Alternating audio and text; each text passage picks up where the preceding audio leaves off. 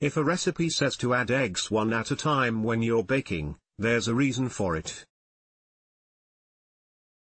Photo 14/Shutterstock. When eggs are added one at a time as you're mixing ingredients for something you'll bake, it takes them less time to incorporate into the mixture, according to Cooks Illustrated. If you add the eggs all at once, it takes more time to incorporate them, and that may be longer than the batter should be mixed.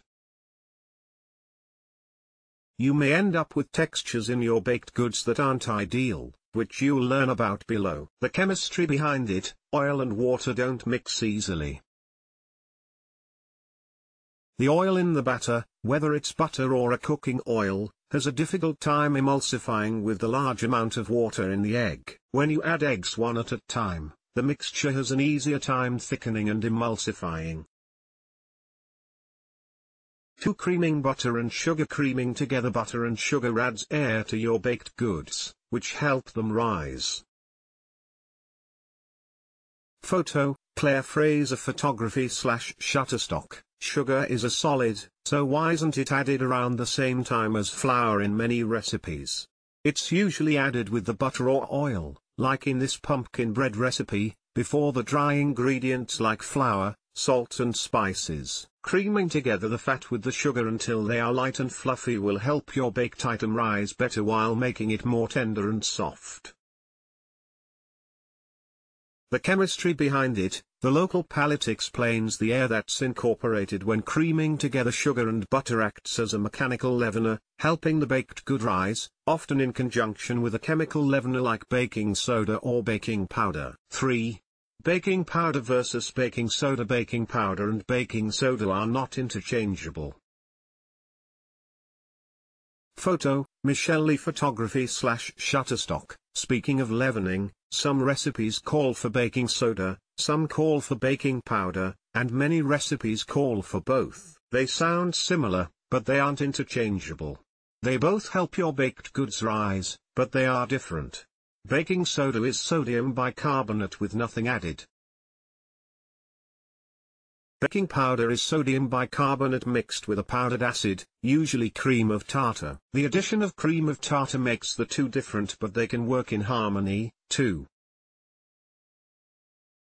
The chemistry behind it: baking soda needs to be mixed with something acidic for it to produce carbon dioxide, which is what helps baked goods rise. Baking powder does not need to be mixed with something acidic for it to work. Baking soda reacts immediately when it comes in contact with acid.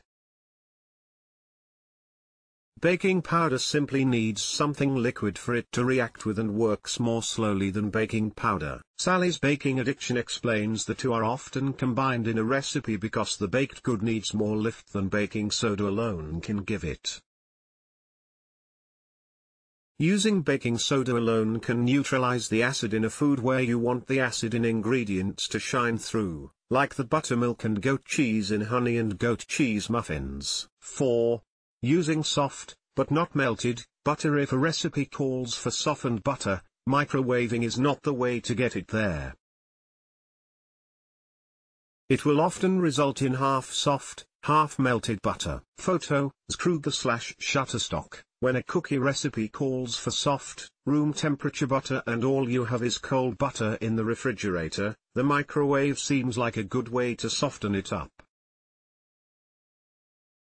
However, most of the time, this method results in the butter at least partially melted, something you don't want. Using melted butter in the batter will result in flat cookies. The chemistry behind it: melted butter in the raw dough makes it wetter than colder butter, and the wetter butter will make the cookies spread out faster, according to NPR's The Salt. The melted butter will also create smaller and more holes as the air pockets in the butter convert to gas, making for a chewier cookie. Cold butter chunks will make for fluffy, cake-like cookies. Soft butter, which is usually room temperature, gives you cookies somewhere in between. 5. Avoid over-mixing. For a light, fluffy cake with great texture and taste, don't mix the batter longer than necessary. Photo, Cobra Photography/Shutterstock. Does it matter if you mix your ingredients together longer than the directions suggest? Yes, it does. Overmixed batter can give your cakes and cookies a texture that isn't very pleasant, and worse, can negatively affect their taste. The science behind it: the gluten in flour provides structure and binds mixtures together when it comes in contact with liquid, according to Spoon University. The more it's stirred, the more it's activated, and the batter is bound together too much. The end result is dense, stringy cake and dry cookies. How do you know how long to mix batter? Spoon University says to keep an eye on the mixer, and as soon as the batter is uniform, aka it has little to no streaks of flour remaining, you're good to go.